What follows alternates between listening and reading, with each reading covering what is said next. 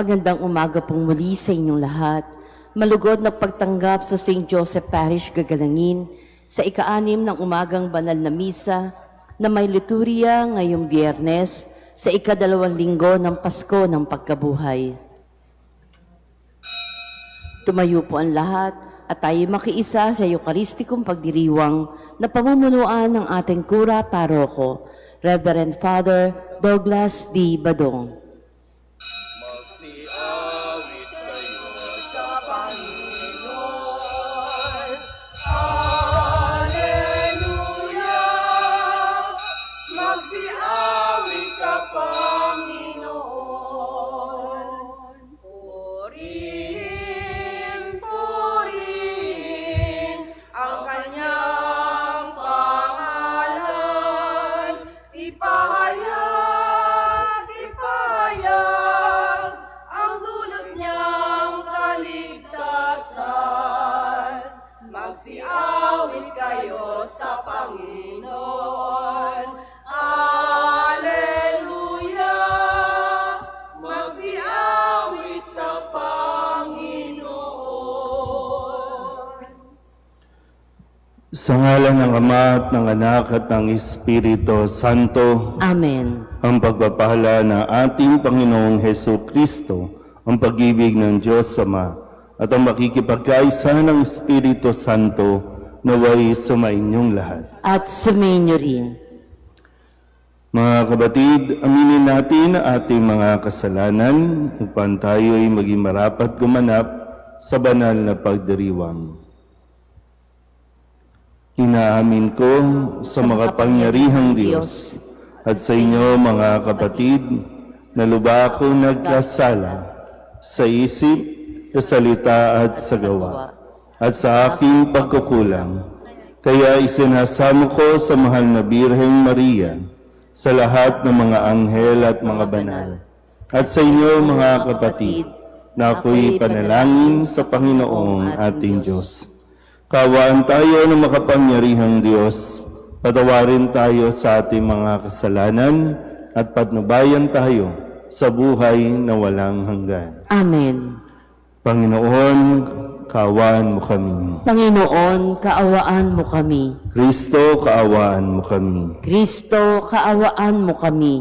Panginoon, kaawaan mo kami. Panginoon, kaawaan mo kami. Manalangin tayo. Ama naming makapangyarihan, niloob mong ang iyong anak ay mabayubay sa krus para sa aming lahat, upang ang paniniil ng kalaban ay kanyang mabigyang wakas. Ibagalob mong amin nawang makamtan ang pagpapalang kaloob ng muli niyang pagkabuhay bilang tagapamagitan kasama ng Espiritu Santo magpasawalang hanggan. Amen.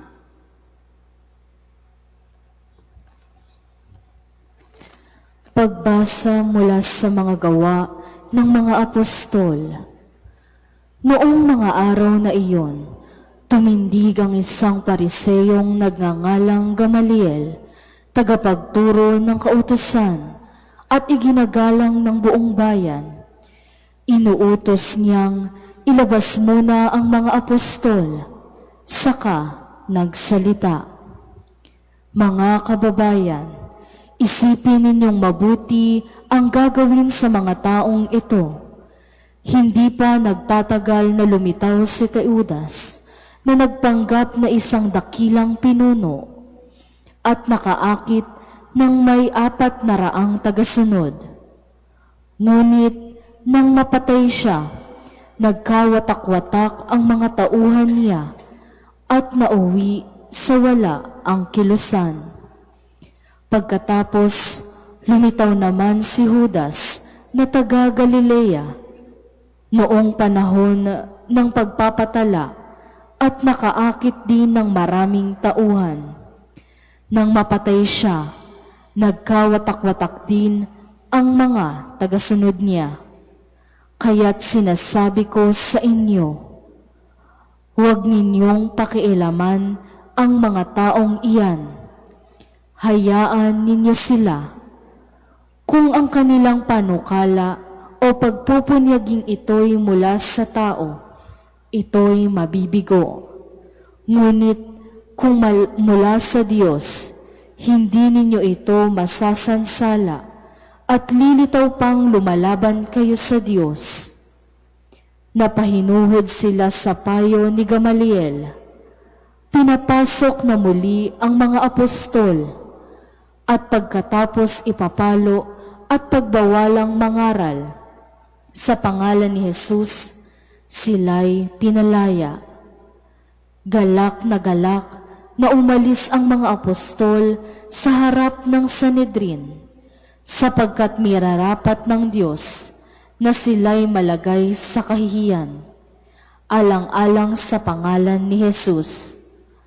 At araw-araw, nagpupunta sila sa templo at sa mga tahanan at dooy nagtuturo at nangangaral tungkol kay Jesus, ang Kristo. Ang salita ng Diyos. Salamat sa Diyos. Ang tanging aking mithi, Panginooy makapiling. Ang tanging aking mithi, Panginooy makapiling. Tanglaw ko'y ang poon, aking kaligtasan, kaya walang takot ako kanino man. Sa mga panganib, kanyang iingatan, kaya naman ako'y walang agam-agam. Ang tanging aking mithi, Panginooy makapiling. Isang bagay lamang ang aking mithiin, isang bagay itong sa poon hinihiling. Ang ako'y lumagi sa banal na templo, apang kagandahan niya'y mamasdan ko, at yaong patnubay niya ay matamo. Ang tanging aking mithi, Panginooy makapiling. Ako'y nananalig na bago mamatay, masasaksihan ko ang iyong kabutihan na igagawad mo sa mga taong hinirang. Sa Panginoong Diyos, tayo'y magtiwala, ating patatagin ang paniniwala. Tayo ay umasa sa Kanyang kalinga. Ang tanging aking mithi, Panginooy makapiling. Magsitayo na po ang lahat.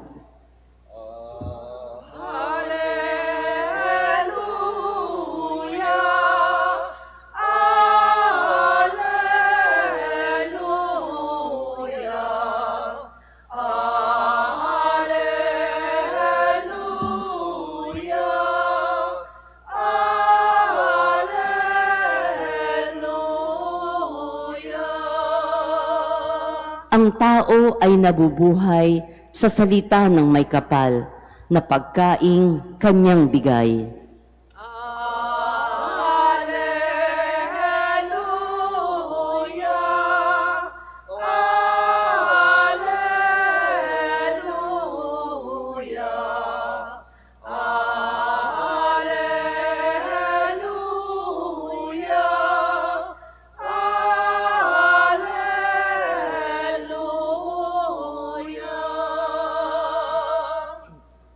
Sumainyo ang Panginoon. At sumainyo rin. Ang mabuting balita ng Panginoon ayon kay San Juan. Papuri sa iyo, Panginoon. Noong panahong iyon, tumawid si Jesus sa ibayo ng lawa ng Galilea na tinatawag ding lawa ng Tiberias. Sinundan siya ng napakaraming tao sapagkat nakita nila ang mga kababalaghang ginawa niya sa pagpapagaling sa mga may sakit. Umahon si Jesus sa burol kasama ang kanyang mga alagad at naupo roon. Malapit na noon ang pista ng Paskwa ng mga Hudyo. Tumanaw si Jesus at nakita niyang dumarating ang napakaraming tao. Tinanong siya ni Felipe, "Saan tayo bibili ng tinapay upang makakain ang mga taong ito?" Sinabi niya ito para subukin si Felipe sapagkat alam ni Jesus ang kanyang gagawin. Sumagot si Felipe, Kahit na po halagang 200 dinaryong tinapay ang bilhin ay di sasapat para makakain ng tigkakaunti ang mga tao. Sinabi ng isa sa kanyang mga alagad, si Andres na kapatid ni Simon Pedro, mayroon po ritong isang batang lalaki na may dalang 5 tinapay na sebada at 2 isda. Ngunit gaano na ito sa ganyang karaming tao? Paupuin ninyo sila, wika ni Jesus. Madamo sa lugar na yaon, umupo ang lahat, humigit kumulang sa 5,000 ang mga lalaki. Kinuha ni Jesus ang tinapay at matapos magpasalamat sa Diyos, ay ipinamahagi sa mga tao. Gayon din ang ginawa niya sa isda. Binigyan ng lahat hanggat sa gusto nila. At nang makakain na sila, sinabi niya sa mga alagad, tipunin ninyo ang lumabis para hindi masayang. Gayon nga ang ginawa nila at nakapuno sila ng 12 bakol. Nang makita ng mga tao ang kababalaghang ginawa ni Jesus, sinabi nila, tunay na ito ang propetang paririto sa sanlibutan. Nahalata ni Jesus na lalapit ang mga tao at pilit siyang kukunin upang gawing hari. Kaya muli siyang umalis na mag-isa patungo sa kaburulan. Ang mabuting balita ng Panginoon. Pinupuri ka namin, Panginoong Heso Kristo. Isang magandang umaga po sa inyong lahat. Ngayon po ay Biyernes sa 2nd linggo ng Pasko ng Pagkabuhay. At muli, napakagandang aral ang itinuturo ni Jesus sa kanyang mga alagad sa ating pong Ebanghelyo. At nawa ito rin ay matutunan natin. No? Napakagandang pag-uugali na dapat nating taglayin. No? Itong himala ng pagpapakain ni Jesus sa higit 5,000 katao sa pamamagitan lamang ng iilang pirasong tinapay at isda. At napapanahon na sa kalagayan natin, sa sitwasyon ng hindi lang ng bansa natin, kundi ng iba pang mga bansa na ngayon ay talagang naiipit sa kaguluhan, ganun din naman nakakaranas ng takot, gutom dahil po sa gera o mga sitwasyon natin. Pero dito, sabi nga po, no, sinubok ni Jesus sa Felipe at ang mga alagad kung paano mag-isip, kung paano kumilos sa mga sitwasyon. Pero maganda po, no, na sabi nga dito, nahabag si Jesus sa kanila. Ito yung hindi dapat mawala sa atin. Kapag sinabing nahabag, naintindihan mo ang sitwasyon ng isang tao sa kanyang kalagayan, yung nahabag. Nauunawaan mo kasi na kung sakaling ikaw ang nasa ganyang kalagayan, alam mo ang kanyang nararanasan, alam mo kung ano ang kanyang nararamdaman. Kaya mahalaga na magkaroon tayo ng pusong mahabagin, lalo tigit kung tayo po ay inatasan na maglingkod. Kailangan ng pusong mahabagin. Sabihin niyo nga po, mahabagin. Kaya ngayon, ito ay isang aral, hindi lang sa mga alagad, maging sa ating lahat. Ano man ang ating sitwasyon. Sabi dito, alam ni Jesus ang kanyang gagawin, pero tinanong pa rin niya ang mga alagad kung papaano at kung saan bibili. Sabi ni Jesus, tinanong niya sa Felipe, saan tayo bibili ng makakain ng mga tao? Saan tayo bibili? Pero ang sagot ni Felipe at ng mga alagad ay kahit na po 200 o 200 halagang dinaryong tinapay ay hindi sasapat.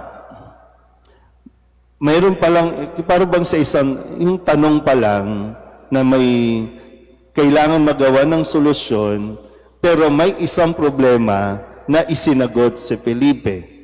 Ang tanong, saan tayo bibili? Pero ang sagot, hindi kakasya kung mayroon tayong 200 dinaryong pambili. Hindi kakasya.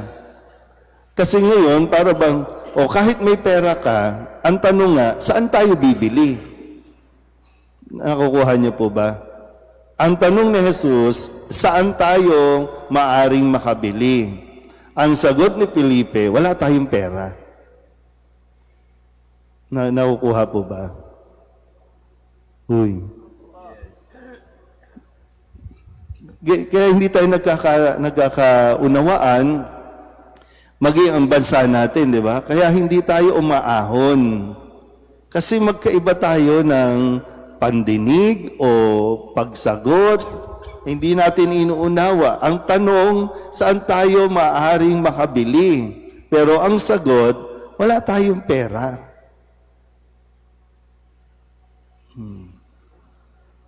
Ulitin ko po, kahit may pera, kung wala tayong pagbibilhan, di mo alam kung saan, useless ang pera mo.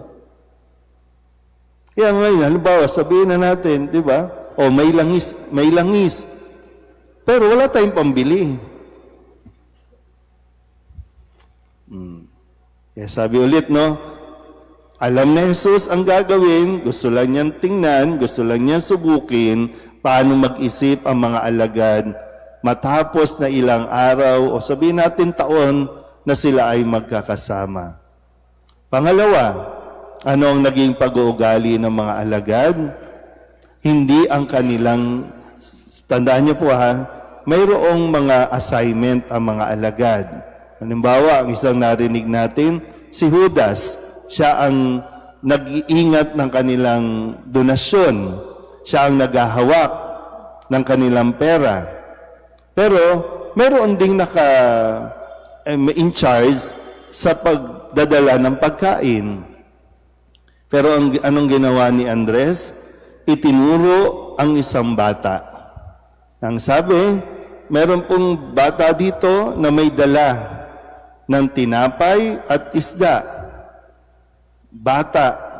Common sense naman, pero ang sabi ni Andres, paano na lang to kakasya? 5 pirasong isda o tinapay, 2 pirasong isda. Paano na lang ito sa 5,000 higit pang katao? Pero hindi yun yung problema. Ang problema ay may ibinolunteer. Bagamat yung bata, parang sabihin natin, okay lang sa kanyang ibigay yung kanyang dala-dala. Pero yung dala-dala nila, hindi nila iprinisinta. Nakukuha po ba? Ay kadalasan din, takot tayong magbigay mula sa atin. Ang gusto lang natin, tumanggap ng tumanggap. Pero kapag palabas, galing sa atin, diyan tayo hirap na hirap magbigay. Pero sa kabila nito, ipinamalas ni Jesus na anumang bagay, kahit maliit yan, kung ipagpapasalamat mo sa Diyos at ibabahagi mo ng bukal sa iyong kalooban, hindi mabigat sa kalooban, magugulat ka sa biyaya na darating at ibibigay sa iyo ng Diyos. Pangatlo, sa kabila nito, ilang pirasong tinapay at isda, pero ang bilin ni Jesus, sabi nakakain ang lahat hanggat gusto nila. Hanggat gusto nila. Pero ang bilin ni Jesus, tipunin ang mga nalabi. Sayang kasi yung grasya. Tipunin. Nakakain na lahat May mga take 2, take 3 pa yan. Kasi hanggat sa gusto nila. Pero ang bilin, tipunin ang mga natira, mga leftover. Wala dapat masasayang. Kaya nakaipon pa sila ng 12 bakol. Ganyan ang biyaya ng Diyos. Sobra-sobra. Ang problema, nasa tao, nag-aaksaya ng biyaya.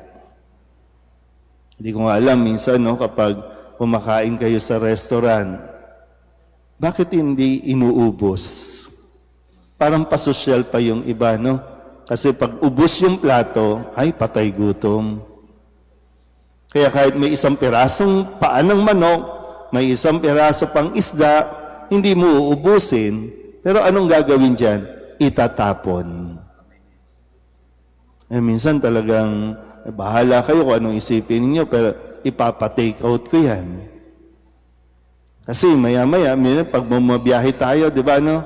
Maya-maya may kakatok sa pinto ng kotse, manghihingi, so imbis na pera, pagkain ang ibigay. Pero sinasayang Maraming biyaya na ibinibigay ang Diyos sa atin na sinasayang lang natin.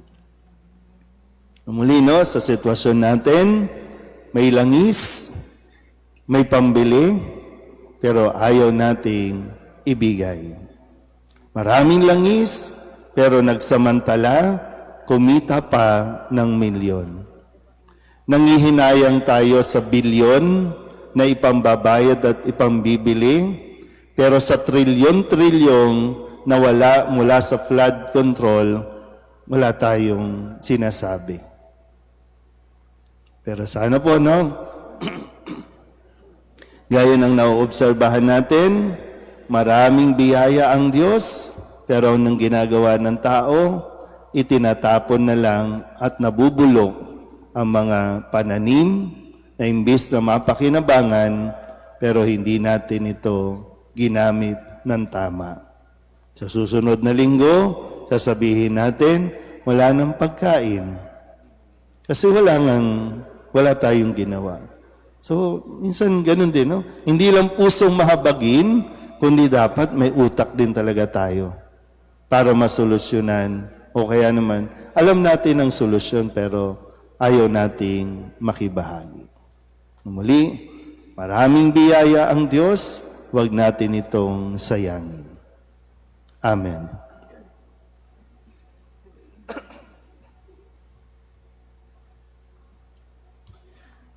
Sa himala ng pagpapakain ng 5,000 tao, ipinakikita sa atin ng ating Panginoon na ibibigay ng Ama ang lahat ng ating mga pangangailangan.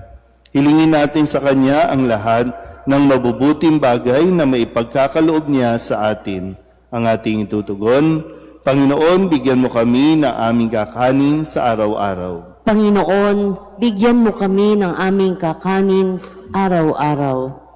Ang mga pinuno ng simbahan naway magpakita ng katulad ng pagkahabag na ipinamalas ni Jesus upang pakainin ang mga taong nagugutom. Manalangin tayo sa Panginoon. Panginoon, bigyan mo kami ng aming kakanin araw-araw. Ang mga Kristiyano naway tularan ang ginawa ng batang nagbahagi ng kanyang pagkain at magbahagi rin ng anumang maaaring makatulong sa mga nangangailangan. Manalangin tayo sa Panginoon. Panginoon, bigyan mo kami ng aming kakanin araw-araw. Ang mga kabataan naway matagpuan si Kristo bilang tugon sa kanilang pagkauhaw at pagkagutom. Manalangin tayo sa Panginoon. Panginoon, bigyan mo kami ng aming kakanin araw-araw. Ang mga may sakit naway makatanggap ng tulong para sa kanilang katawan at kaluluwa mula sa mga nangangalaga sa kanila. Manalangin tayo sa Panginoon. Panginoon, bigyan mo kami ng aming kakanin araw-araw. Upang mamayani ang kapayapaan sa gitnang silangan at sa buong mundo, at ipag-adya nawa ang sangkatauhan sa karahasan, kasakiman at pang-aabuso ng kapangyarihan na nagdudulot ng paghihirap at kamatayan sa marami. Manalangin tayo sa Panginoon. Panginoon, bigyan mo kami ng aming kakanin araw-araw. Upang ang lahat ng mga nagdurusa dahil sa kalupitan ng digmaan ay daglian ng makaranas ng kapayapaan at mabuhay ng may kapanatagan at kalayaan. Manalangin tayo sa Panginoon. Panginoon, bigyan mo kami ng aming kakanin araw-araw. Ang mga yumaong mahal natin sa buhay, naway makasalo sa walang hanggang piging sa kaharian ng Diyos. Manalangin tayo sa Panginoon. Panginoon, bigyan mo kami ng aming kakanin araw-araw. Dalagdan natin sa Panginoon ang ating mga personal na kahilingan at mga panalangin para sa ating mga pamilya, kasama din ang mga kahilingan ng mga nanonood sa online. Lahat ng mga misang pasasalamat, espesyal na intensyon, agarang paggaling ng mga may sakit at ang lahat ng mga kaluluwa na inihiling na ipagdasal sa misang ito. Ang lahat ng ito ay inihiling namin sa ngalan ni Kristo ang aming Panginoon. Amen. Handog namin sa iyo, Ama, ang tinapay at alak na ito. Handog ng bayang umaasa, sumasamba't nagmamahal sa'yo.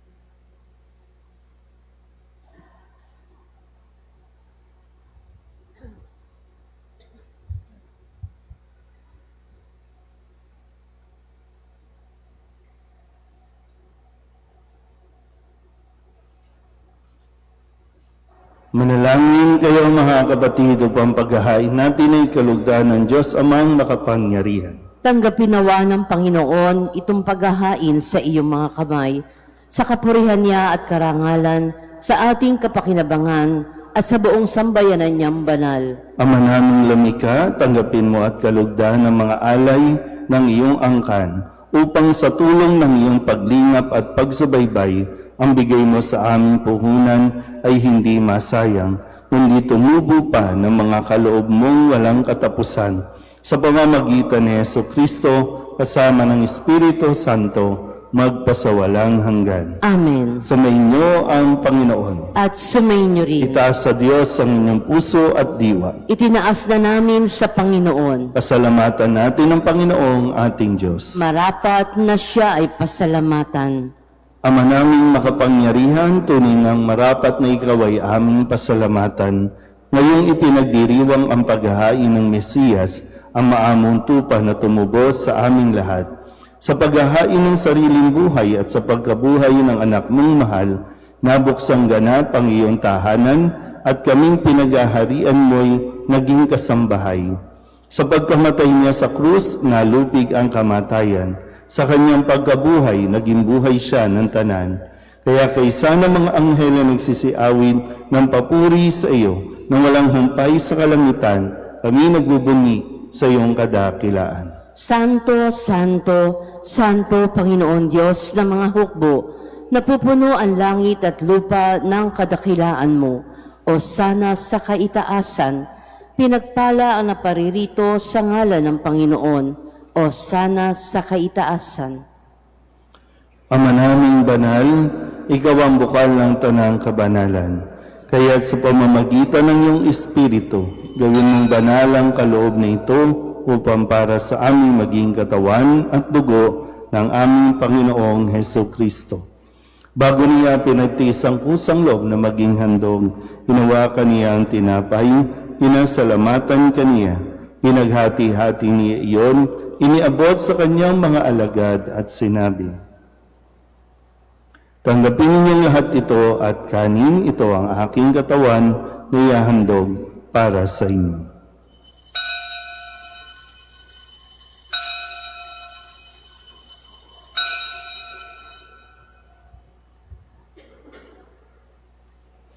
Gayun din naman nang matapos ang hapunan, hinawakan niya ang kalis, muli kaniyang pinasalamatan, iniabot niya ang kalis sa kanyang mga alagad at sinabi, tanggapin ninyong lahat ito at inumin. Ito ang kalis ng aking dugo ng bago at walang hanggang tipan.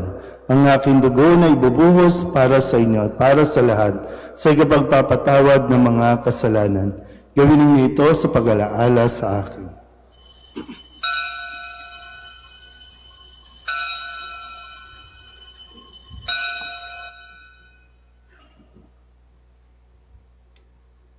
Ipagbunyi natin ang misteryo ng pananampalataya. Si Kristo'y namatay, si Kristo'y nabuhay, si Kristo'y babalik sa wakas ng panahon.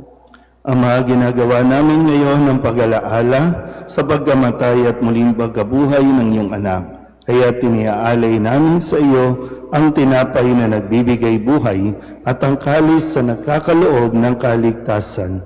Kami napapasalamat dahil kami iyong minarapat na tumayo sa harap mo para maglingkod sa iyo. Isinasamo namin kami magsasalo-salo sa katawan at tugo ni Kristo ay mabuklod sa pagkakaisa sa pamamagitan ng Espiritu Santo. Ama, lingapin mo ang iyong simbahang laganap sa buong daigdig. Puspusin mo kami sa pag-ibig kaysa ni Leon na aming Papa at ni Jose na aming obispo at ng tanang kaparian. Alalahanin mo si Jose na tinawag mo mula sa daigdig na ito. Nung siya'y binyagan, siya'y nakaisa ni Kristo sa pagkamatay. Ngayon siya'y pumanaw, naway makaisa siya ni Kristo sa pagkabuhay. Alalahanin mo rin ang mga kapatid naming nahimlay na may pag-asang sila'y muling mabubuhay, gayon din ang lahat ng mga pumanaw. Kawaan mo sila at patuloyin sa iyong kaliwanagan. Kawaan mo at pagindapating kaming lahat na makasalo sa iyong buhay na walang wakas. Kaysa ng mahal na Birheng Maria na ina ng Diyos, ng kabiyak ng puso niyang si San Jose. Kaysa ng mga apostol at ng lahat ng mga banal na namuhay dito sa daigdig ng kalugod-lugod sa iyo, may pagdiwang nawa namin ng papupuri sa ikararangal mo sa pamamagitan ng iyong anak na aming Panginoong Hesukristo. Sa pamamagitan ni Kristo, kasama niya at sa Kanya, ang lahat ng parangal at papuri ay sa iyo, Diyos amang makapangyarihan, kasama ng Espiritu Santo, magpasawalang hanggan.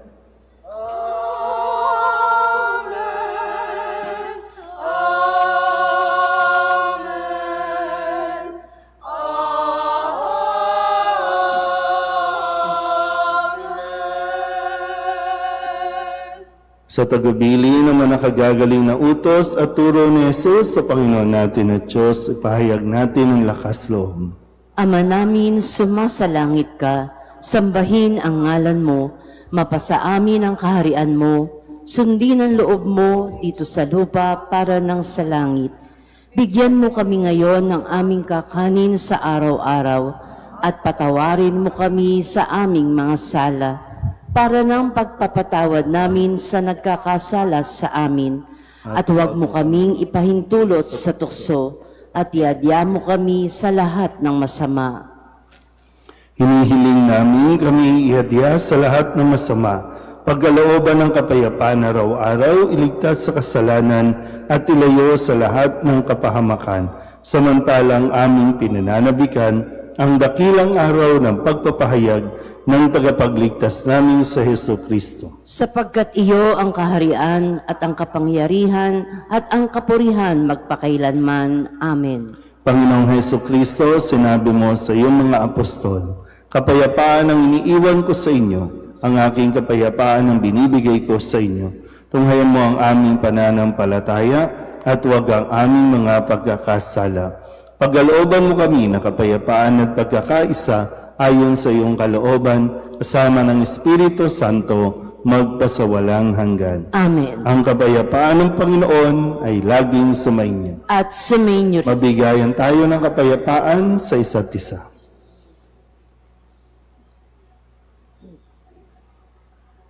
Kordero ng Diyos na nag-aalis ng mga kasalanan ng sanlibutan, maawa ka sa amin. Kordero ng Diyos na nag-aalis ng mga kasalanan ng sanlibutan, maawa ka sa amin. Kordero ng Diyos na nag-aalis ng mga kasalanan ng sanlibutan, ipagkaloob mo sa amin ang kapayapaan. Ito ang kordero ng Diyos. Ito ang nag-aalis sa mga kasalanan ng sanlibutan. Mapalad ang mga inaanyayahan sa kanyang piging. Panginoon, hindi ako karapat-dapat na magpatuloy sa iyo, ngunit sa isang salita mo lamang ay gagaling na ako.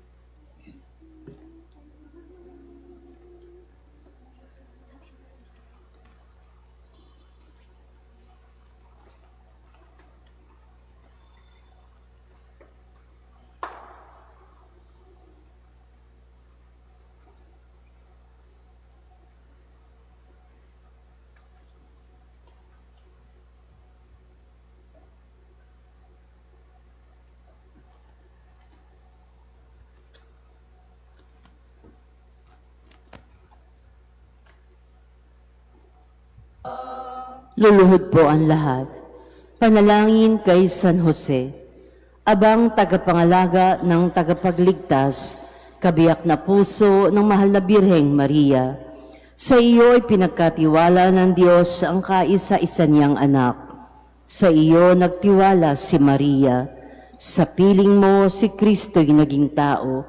Maging ama ka rin sa amin, pinagpalang Jose, at gabayan mo kami sa landas ng buhay. Ihingi mo kami ng biyaya, awa at tapang, at ipagtanggol kami sa lahat ng masama. Amen. Magsitayo na po ang lahat. Manalangin tayo. Ama naming mapagmahal, ipagpatuloy mo ang iyong matapat na pagsubaybay sa iyong mga dinudulutan ng kaligtasan, upang ang mga ipinagpakasakit na sagipin ng iyong anak ay makinabang sa pagkabuhay niyang nagbibigay galak sa pamamagitan niya kasama ng Espiritu Santo magpasawalang hanggan. Amen. Sumainyo ang Panginoon. At sumainyo rin. Pagpalain kayo ng makapangyarihang Diyos, Ama at Anak, at Espiritu Santo. Amen. Tapos ang banal na misa, humayo tayo sa kapayapaan ni Kristo. Salamat sa Diyos. Magandang umaga po.